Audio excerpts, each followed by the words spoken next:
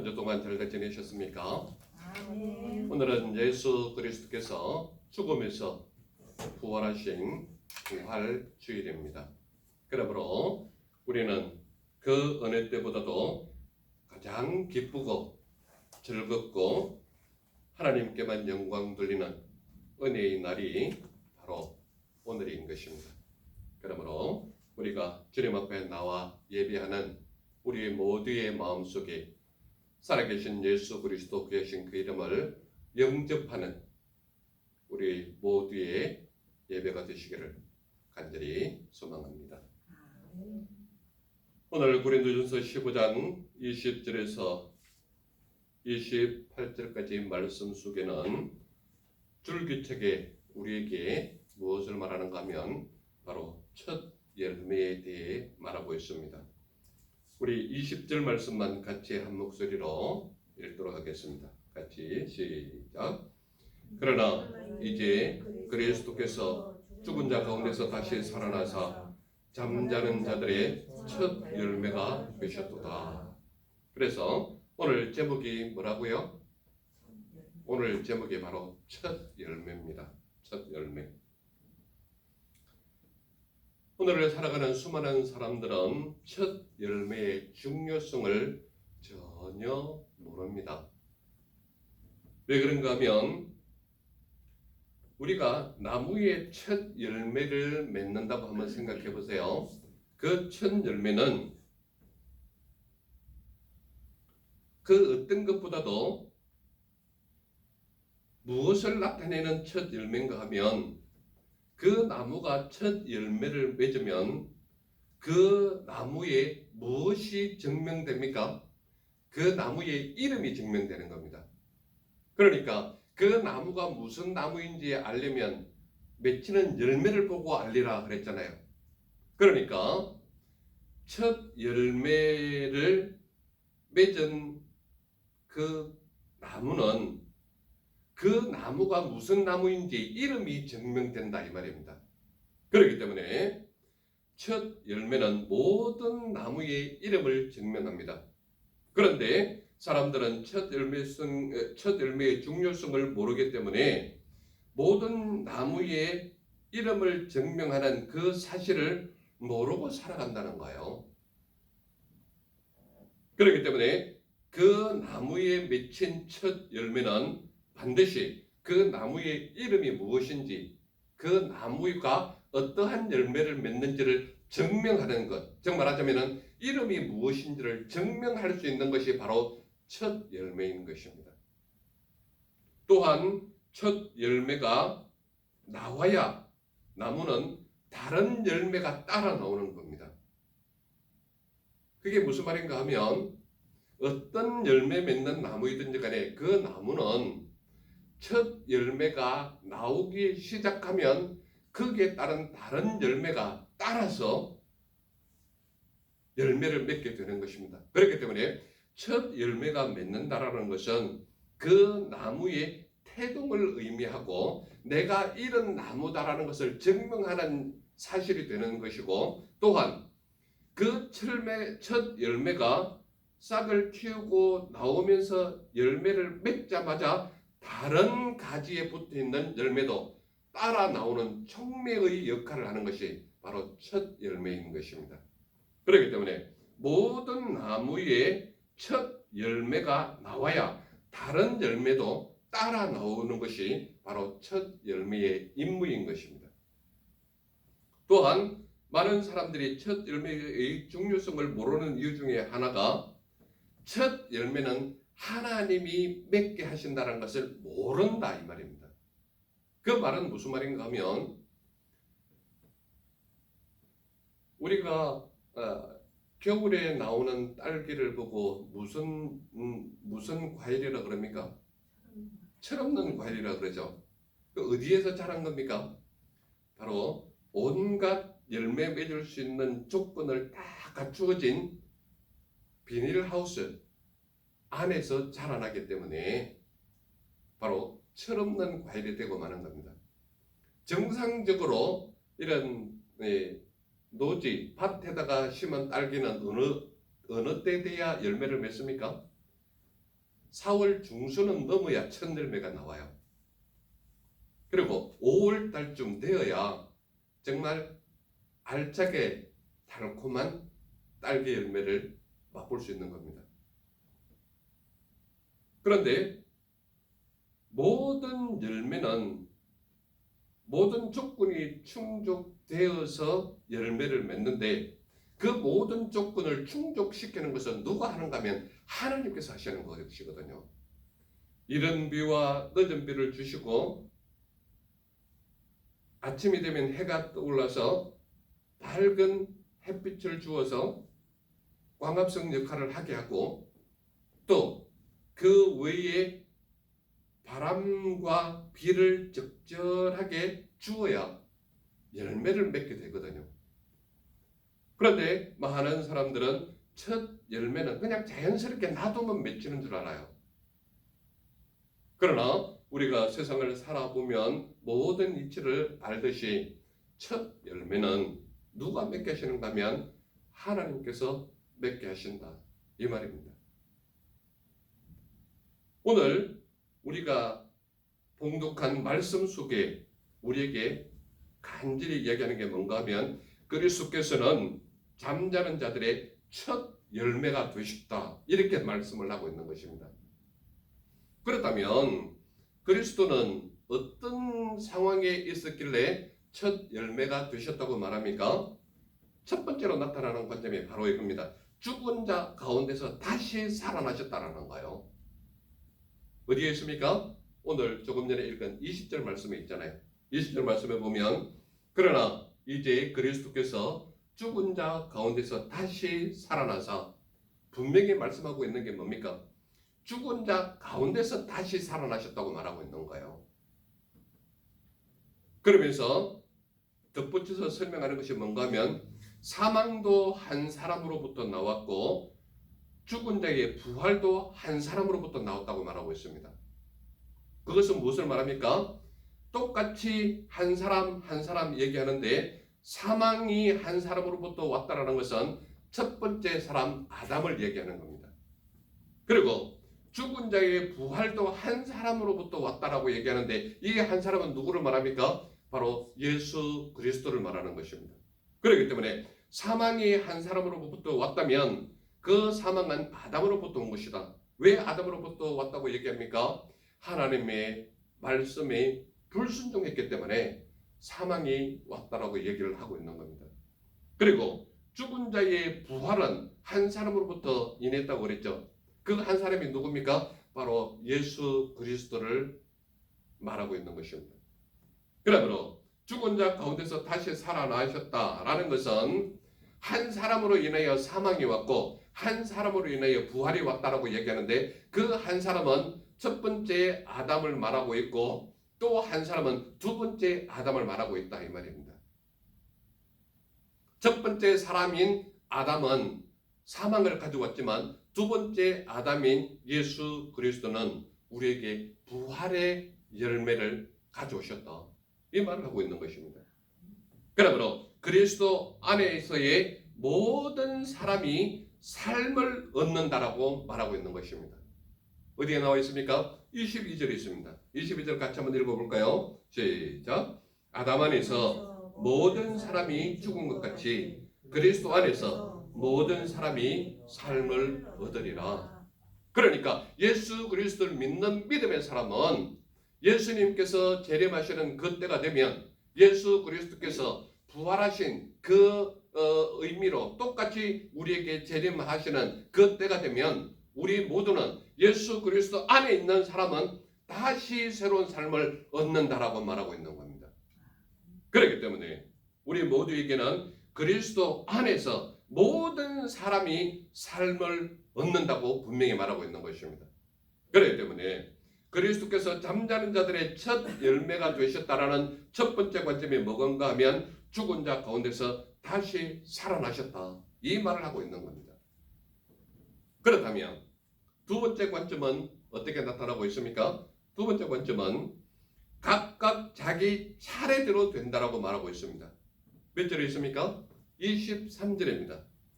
같이 한 목소리로 읽어볼까요? 시작. 그러나 각각 자기 차례대로 되리니 먼저는 첫 열매인 그리스도요 다음에는 그가 강림하실 때에 그리스도에게 속한 자요. 그러면서 계속 말씀을 이어가고 있습니다. 그러니까 첫 열매 되신 그리스도께서는 잠자는 자들의 첫 열매가 되셨는데 그 첫 열매 되신 첫 번째 관점이 죽은 자 가운데서 다시 살아나셨다는 게 첫 번째 관점이라면 두 번째 관점은 각각 자기 차례대로 된다라고 말하고 있는 거예요. 각각. 그렇다면 어떻게 순서대로 나타나는지를 한번 봅시다. 맨 처음에 먼저는 누구라고 얘기합니까? 첫 열매인 그리스도라고 말하고 있는 거예요. 그러니까 죽은 자 가운데서 다시 살아나신, 정말 하자면 지난 금요일 날 십자가에 못 박혀 돌아가셨다면 오늘 주일인 이 아침에, 이른 아침에 예수님께서 죽음에서 부활하셨다 이 말이에요. 그 부활하신 하나님이 제일 먼저 첫 열매로 다시 사셨다 이 말이에요. 어디에서 태어나셨다고요? 다시 살아나셨다고 얘기하죠. 태어나셨다는 개념이 아니라 다시 살아나셨다. 어디에서요? 죽은 자 가운데서. 그래서 무엇이 됐다고 얘기합니까? 첫 열매가 됐다고 말하고 있는 거예요.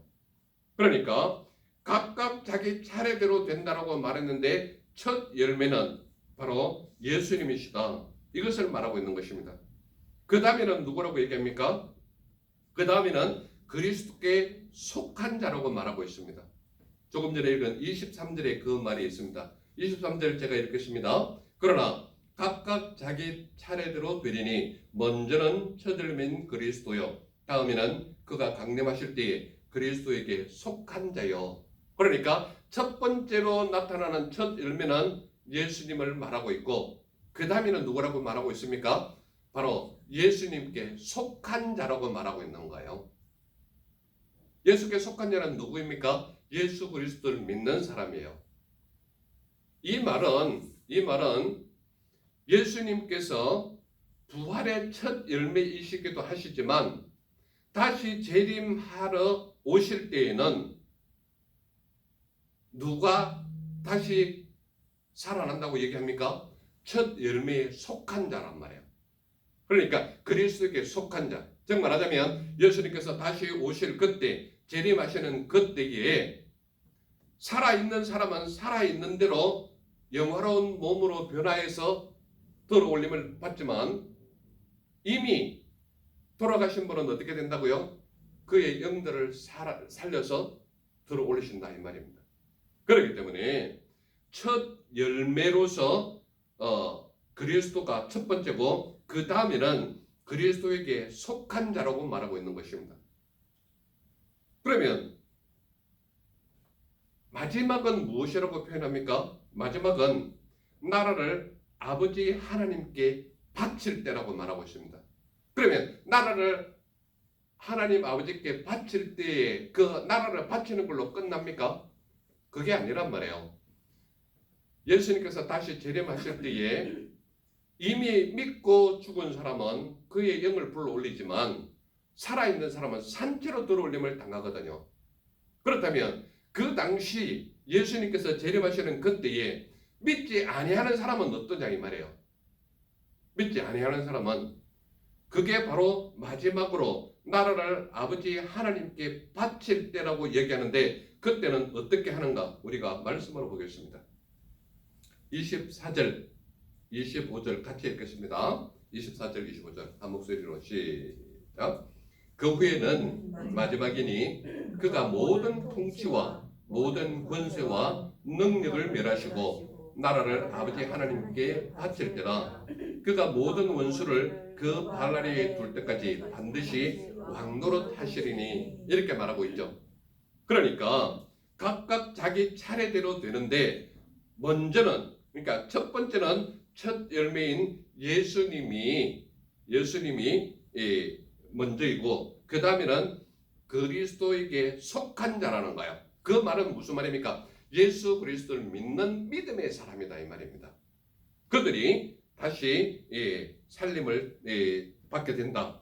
그리고 마지막은 나라를 아버지 하나님께 바칠 때 모든 것이 끝나는 거예요. 모든 것이 끝나는데 그 당시에 믿지 아니하는 모든 사람들은 멸하는 때가 온다 이 말입니다.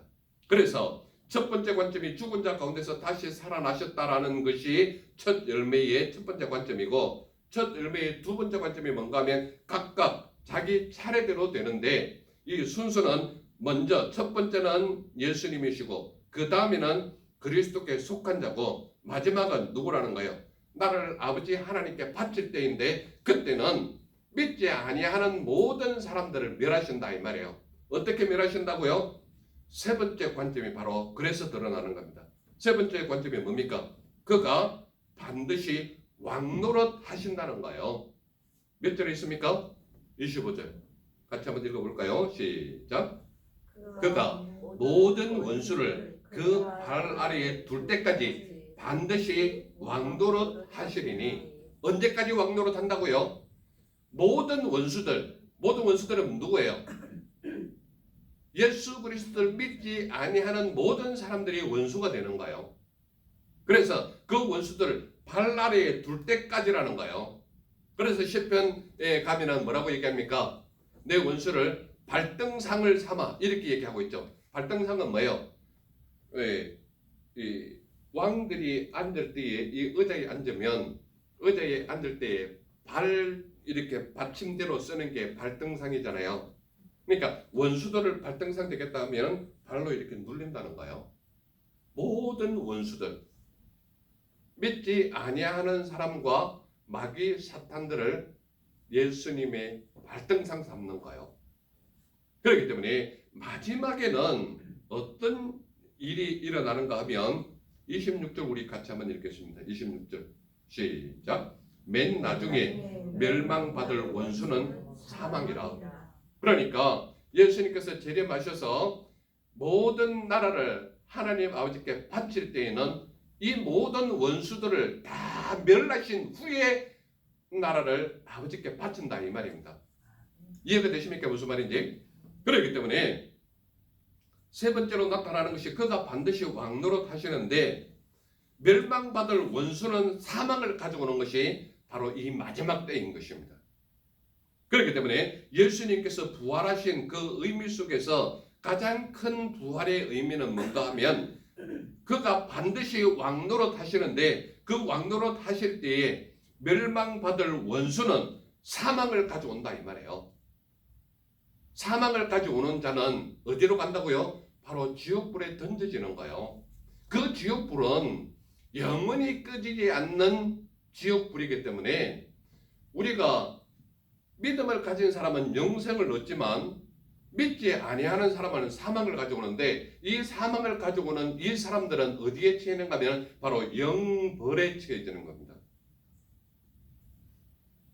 그렇기 때문에 마지막 때에 그가 반드시 왕노릇 하시는데, 그 왕노릇 하시는 그때에는 모든 나라를 아버지께 바치는 그때가 마지막 때인데, 그때는 그가 반드시 왕노릇 하시는데 멸망받을 모든 원수는 사망을 가져오는 거예요. 그 사망은 누가 가는 곳인가 하면 마귀와 사탄이 가는 곳이고, 예수 그리스도를 믿지 아니하는 사람이 가는 곳이 바로 사망인 것입니다. 그렇기 때문에 믿지 아니하는 사람은 죽어도 죽을 수 없는 안타까운 고통이 거기에 있다 이 말입니다. 그렇기 때문에 예수 그리스도를 믿는 믿음의 사람이 죽을 때까지 예수 그리스도를 전해야 하는 이유가, 단 한 사람이라도 구원해서 영생의 판결로 올릴 수 있는 것이 우리에게 맡겨진 역할이다 이 말입니다. 그렇기 때문에 내가 나가서 단 한 사람에게 예수 그리스도를 증거하지 못한다면, 단 한 사람에게 예수 그리스도께 돌아오지 못하게 한다면 천국에 가서도 미안한 천국이 되어버리는 거예요. 물론 천국에 가면 도착하는 그 즉시로 나 같은 사람이 왔다라는데 너무너무 감사할 수밖에 없는 곳이 천국이다 이 말입니다. 그러나 우리가 이 땅에서 살아있는 동안에 잘 먹고 잘 살았다는 것을 증거하는 것이 아니라 예수 그리스도를 믿었다면 단 한 사람이라도 영벌에 빠져있는 저들을 한 명이라도 구해야 되지 않겠냐 이 말이죠. 그것이 바로 예수님께서 부활하신 의미이고 우리의 생을 부활하게 하는 의미가 되는 것이고, 부활의 참된 소망의 의미는 단 한 사람이라도 목을 잡고 끌고 와서라도 주님 앞에 나와서 그들도 영생의 반열에 들어갈 수 있도록, 천국으로 가는 대열에 들어갈 수 있도록 그 역할을 우리가 해야 한다 이 말입니다. 그렇기 때문에 하나님은 우리에게 분명히 말씀하는 것이 뭔가 하면, 만물을 복종하게 하실 때에 아들도 아버지에게 복종한다라고 말하고 있습니다. 몇 절 있습니까? 28절 보겠습니다. 28절. 우리 같이 한 목소리를 읽겠습니다. 시작. 만물을 그에게 복종하게 하실 때에는 아들 자신도 그때에 만물을 자기에게 복종하게 하신 이에게 복종하게 되리니. 예. 예. 여기서 하시는 말씀이 뭔가 하면, 만물을 복종하게 하실 때에 아들도 아버지에게 복종한다. 이 말은 예수님께서도 하나님이시면서 하나님 아버지에게 절대적으로 복종을 하는데, 이것은 하나님 아버지 밑으로 들어간다라는 의미가 아니라 같은 하나님이면서, 똑같은 하나님이면서 자발적으로 아버지 앞에 순종하는 모습이 복종으로 나타나는 거예요. 그렇기 때문에 하나님은, 삼위의 하나님은, 아버지 하나님과 아들 하나님과 성령 하나님은 같은 거예요. 같은 하나님이에요. 그런데 그 같은 하나님이시면서 예수님은 스스로 자발적인 복종으로 그 하나님의 경륜을 따라서 아버지 앞에 스스로 복종하는 모습을 보인다 이 말입니다. 누가요? 아들 되신 예수 그리스도께서. 그러므로 그분은 아버지 밑으로 들어가서 종속되어지는 하나님이 아니라 같은 하나님이면서 아버지의 하나님 되신 그분 앞에서 자기 스스로 복종하는 자세의 모습을 보인다 이 말입니다. 언제요? 모든 세상의 나라를 아버지께 바칠 때. 이때에 예수님은 만물을 복종하게 하는 그때의 아들도 아버지에게 복종한다는 것을 분명히 말하고 있는 것입니다. 그리고 여기에서 28절 맨 후반절에 우리에게 무엇을 알려주는가 하면, 하나님이 만유의 주로서 만유 안에 계시려 하신다라고 말하고 있습니다. 자, 28절로 가보겠습니다. 이는 하나님이 만유의 주로서 만유 안에 계시려 하심이라. 이 말은, 만유는 뭡니까? 만유는 뭐예요? 하나님이 창조하신 모든 것이 만유입니다. 그러니까 천지라는 것도 하나님께서 창조하신 모든 것이 천지예요. 그러면 만유는 뭐냐? 하나님께서 창조하신 모든 것이 바로 만유란 말이에요. 그러면 우리가 늘 하나님을 표현할 때 이렇게 표현하죠. 하나님은 전지전능하시고 무소부재하시다 그러시는 거죠. 여기에서 말하는 하나님이 만유의 주로서 만유 안에 계신다 이 말은 무소부재하신 하나님이심을 드러내려고 한다 이 말입니다. 그렇기 때문에 이 말은 만유 안에 만유의 주로서 만유 안에 계신다 이 말은 하나님이 계시지 아니한 곳이 없다라는 것을 분명히 말하고 있는 거예요. 그렇기 때문에 예수님께서 부활하신 그 참된 의미는 본래의 상태를 회복하는 것을 말하는 것입니다. 하나님은 태초에 하나님이 천지를 창조하시나라 했던 그 태초의 본래의 모습을 회복하는 것이 바로 예수님께서 부활하신 올바른 의미이고, 그 부활하신 그 때가 되면 태초에 하나님이 천지를 창조하시는 그 때에 닫혀있는 에덴 동산의 문이 열리는 그 때와 같은 겁니다. 그러므로 우리 삶 속에서 나타나는 하나님이 만유의 주로서 만유 안에 계신다라는 것은 결과적으로 무엇을 말하는가 하면, 하나님은 하나님이 창조하신 모든 것뿐만 아니라 영원히 모든 것, 그래서 하나님이 계시는 모든 그 통치 범위 안에 들어가 있는 이 모든 분야가 하나님의 나라라면, 이 하나님 나라의 통치에 속하는 모든 것이 바로 만유거든요.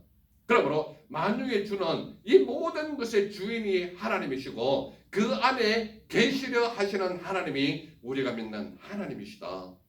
그래서 이 오늘 부활주일날 우리가 하나님은 잠자는 자들의 첫 열매가 되셨다라고 말하는 것은 우리에게 주어진 가장 큰 것은 첫 열매로서 예수 그리스도께서 이 땅에 오셔서 부활하신 그 모습이 수많은 사람들에게 나타나고 있고, 또한 그 첫 열매로서 오시는 예수님이 우리에게 다시 재림하실 그때에 모든 만유는 하나님께서 창조하신 그 원래대로의 모습을 회복하기 위해서 부활의 첫 열매로 오셨다 이 말입니다. 그렇다면 우리가 아주 간단한 질문 하나 할 수 있겠죠. 그게 뭔가 하면 사람들은 왜 첫 열매를 외면하느냐? 왜 사람들은 첫 열매를 외면하고 있을까요? 사람들의 내면 속에 있는 것은 왜 그 첫 열매를 외면하는가 하면 첫 열매의 가치를 모르기 때문에 그렇습니다.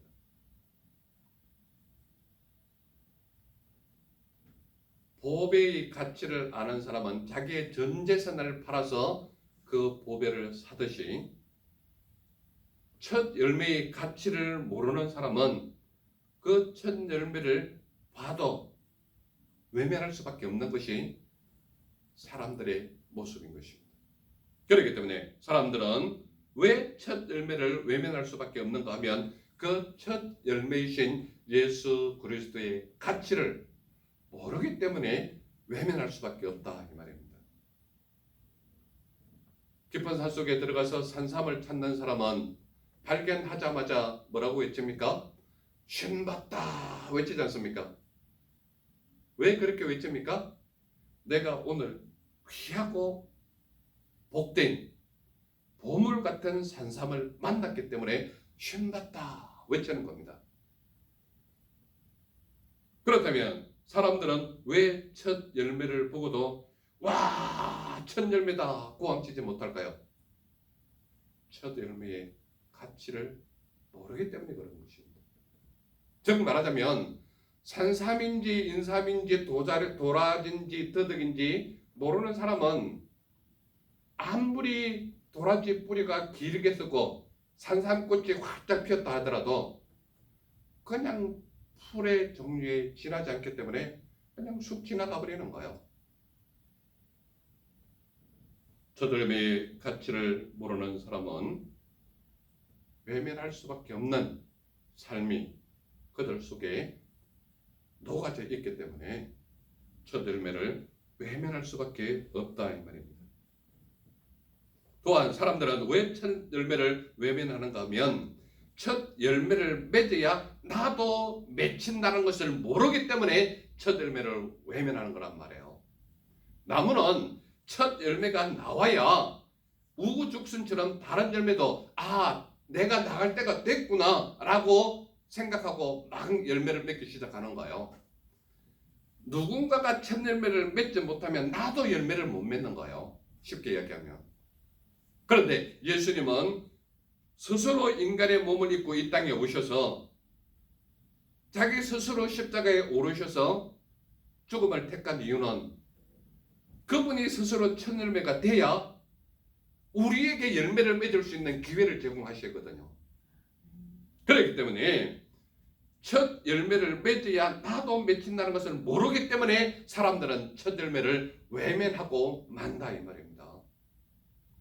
또한 무엇보다도 우리가 가장 기본적으로 근원적으로 왜 첫 열매가 나오지 않을까요? 너무 쉬운 질문이라 대답할 가치도 없겠지만 왜 첫 열매가 나오지 않을까요? 첫 열매가 나오지 않는 나무는 죽었기 때문에 그렇습니다. 죽은 나무는 몇 년을 기다려도 첫 열매가 나오지를 못해요. 그들의 내면 속에 어떠한 열매도 맺지 못한다라는 것은 첫 열매를 맺고자 기다리는 죽은 나무 밑에서 아무리 입 벌려봐야 가뭄씨 하나 생기지 않아요. 그러므로 사람들이 왜 첫 열매를 외면하는가 하면 죽은 나무 밑에서 열매를 기다리고 있기 때문에 그렇다 이 말이에요. 왜 사람들은 잘 살기를 원하고 성공하기를 원하고 복 받기를 원하면서 진정한 복이신 그 첫 열매, 진정한 첫 열매를 맺게 하는 그 아름다운 나무 밑에 왜 나오지 못하는가 하면 그 나무의 진정한 가치를 모르기 때문에 그렇다 이 말입니다. 그렇다면 예수님은 어떤 분이시냐? 예수님은 오늘 본문에서 우리에게 가장 적나라하게 말씀하는 게 뭡니까? 예수님은 잠자는 자들의 첫 열매로 오셨다 이 말입니다. 그렇기 때문에 예수님은 잠자는 자들의 첫 열매이신 하나님이시다 이 말을 하고 있는 거예요. 그분이 어떻게 오셨다고요? 죽은 자 가운데서 다시 살아나신 예수님이다라는 것을 분명히 말하고 있잖아요. 20절에. 그러므로 그분은 죽었을 때 죽은 것이 아니요 다시 살아나셔서 우리에게 무엇을 알려줍니까? 너도 네 인생에 죽은 것 같지만 내 안에 있기만 하면 너는 살아있는 자야. 다시 살 수 있어. 이것을 친히 몸으로 보이신 분이 예수님이시지 않습니까? 그러므로 그분이 첫 열매를 맺었기 때문에 우리도 열매를 맺을 수 있는 가능성이 열려있다 이 말입니다. 그러므로 예수님은 우리에게 열매를 맺게 하시려고 그분이 친히 첫 열매가 되신 하나님이 우리가 믿는 예수님이시다 이 말입니다. 그러므로 그 예수님은 첫 열매로서 죽은 자 가운데서 다시 살아나신 하나님이 우리가 믿는 예수님이시다. 이것을 말하고 있는 거예요. 그리고 무엇보다도 예수님은 모든 통치, 권세, 능력을 멸하시고 왕노릇 하실 예수님이 우리가 믿는 예수님이시다 이 말입니다. 24절, 25절 아까 우리가 읽었습니다만 한 번 더 반복해서 읽겠습니다. 24절, 25절 시작. 그 후에는 마지막이니 그가 모든 통치와 모든 권세와 능력을 멸하시고 나라를 아버지 하나님께 바칠 때라 그가 모든 원수를 그 발 아래에 둘 때까지 반드시 왕노릇하리라. 무엇을 없앤다고요? 무엇을 없앤다고요? 모든 통치, 권세, 능력을 멸하시고 왕노릇 하신다는 거예요. 그러므로 예수님께서는 이 땅에 다시 오실 때에 부활하셔서 이미 하늘에 올라가셔서 아버지의 우편에 계시지만 그분이 다시 우리에게 찾아오실 때에는 세상의 모든 명예와 권세와 모든 것들을 멸하신다 그랬어요. 그리고 그가 반드시 왕노릇 하시는데 어떻게 왕노릇 하시느냐? 사망과 영생을 가르시는 왕으로 오신다 이 말입니다. 그렇기 때문에 그분은 모든 것 위에 왕노릇 하실 분이 우리가 믿는 예수님이시다 이 말입니다. 그리고 무엇보다도 예수님은 잠자는 자들의 첫 열매가 되신 하나님이라고 우리에게 분명히 말하고 있지 않습니까? 그렇기 때문에 첫 열매는 이미 열매를 맺었기 때문에 예수님께서 다시 오시는 그때가 되면 어떻게 오신다고요? 그분이 오시게만 하면 우리가 열매 맺는 거예요. 왜 그렇습니까? 예수 그리스도께 속해 있는 자가 그 다음 순서라 그랬거든요. 그러므로 첫 열매 되신 예수 그리스도의 부활로 인하여 우리도 부활할 수 있는 소망과 희망을 가질 수 있는 것이 예수님께서 먼저 본을 보이셨기 때문에 그렇다는 거예요. 그러므로 우리는 예수님께서 다시 오실 그날, 우리는 부활 주일에 예수님께서 다시 사셨다라는 의미가 중요한 것이 아니라 그분이 다시 재림하시는 그날 우리도 다시 사는 부활의 역사가 동참하는 역사로 변화되는 날이 바로 그 날이다 이 말입니다. 그렇기 때문에 예수 그리스도를 알지 못하는 세상의 모든 사람들은 가장 끔찍하고 환난 날이고 고난당하는 날이지만 예수 그리스도를 믿는 믿음의 사람은 가장 큰 기쁨의 날이요 행복한 날이요 즐거운 날이요 잔치하는 날이 바로 예수님이 다시 오는 그 날이란 말이에요. 그러므로 부활주일 날은 예수님께서 다시 사셨다라는 그 의미를 되새기는 것이 아니라 예수님께서 재림하시면 나도 그분을 따라 그 열매로 부활하는 신앙이 우리 속에 있음을 감사하는 자의 모습이 바로 오늘 우리가 예배해야 하는 날이라는 것입니다. 그렇다면 저와 우리 모두는 믿음의 사람인데 믿음의 사람은 어떻게 살아야 하느냐? 믿음의 사람은 바로 첫 열매를 따르는 삶이 우리의 삶이 되어야 한다는 것을 말하고 있는 것입니다. 그렇다면 어떻게 첫 열매를 따르는 삶이 되어야 하느냐? 첫 열매를 따라 새로운 삶을 얻는 삶이 우리의 삶이 되어야 한다 말하고 있는 것입니다. 22절을 볼까요? 아담 안에서 모든 사람이 죽은 것 같이 그리스도 안에서 모든 사람이 삶을 얻으리라. 그렇기 때문에 첫 열매이신 예수 그리스도를 믿고 따르기만 하면 그분은 우리에게 새로운 삶을 주는데 영벌로 취해지는 죄인의 모습에서 영생으로 가는 삶이 우리의 삶이 된다는 것을 말하고 있는 것입니다. 그러므로 첫 열매를 따라 믿음 생활을 하기만 하면 하나님께서 우리에게 새로운 삶을 얻는 그러한 삶을 우리에게 주시겠다고 말하고 있는 것입니다. 또한 믿음의 사람은 첫 열매를 따르는 삶으로서 그가 강림하실 때에, 언제 강림하신다고요? 다시 재림하실 때에, 그러니까 예수님께서 재림하시는 그때가 되면 그리스도께 속한 삶이 우리의 삶이 되어야 한다는 것을 말하고 있는 것입니다. 다행히도 예수님께서 재림하시는 그때에 우리가 살아있다면 우리는 산채로 들어올림을 당하는 삶이 우리의 삶이 된다는 거예요. 만약에 예수님께서 우리의 연수를 다 마치고 난 이후에 오신다면 조금 더 걱정할 것이 없는 게 예수 그리스도를 믿고 죽은 사람은 그 죽은 영을 들어올린다고 말했잖아요. 그렇기 때문에 우리는 그가 강림하실 때, 즉 말하자면 예수님께서 재림하시는 그때가 되면 우리는 그리스도에게 속한 삶이 우리의 삶이 되어야 한다라는 것을 말하고 있는 거예요. 그렇기 때문에 우리는 죽을 때까지 예수 그리스도만 믿고 따라가는 삶이 우리의 삶이 되어라, 이 말을 하고 있는 거예요. 또한 첫 열매를 따라 말씀에 복종하는 삶이 우리의 삶이 되어야 한다, 이 말을 하고 있는 것입니다. 어디에 그 말이 있습니까? 28절 보세요. 만물을 그에게 복종하게 하실 때에는 아들 자신도 그때에 만물을 자기에게 복종하게 하신 이에게 복종하게 되리니, 복종이라는 말이 몇 번 나옵니까? 한 절 안에 3번이나 반복하고 있잖아요. 우리에게 뭘 말하려고 이 말을 하고 있을까요? 너희도 말씀에 복종하는 삶을 살아라, 이 말을 하고 있는 거예요. 저를 따라오고 계시지요? 그러므로 제가 늘 설교 말씀할 때마다 강조하는 게 있잖아요. 말씀이 하라고 하면 하고 멈추라고 하면 멈추는 삶이 우리의 삶이 되어야 된다는 것을 다시 강조하고 있지 않습니까?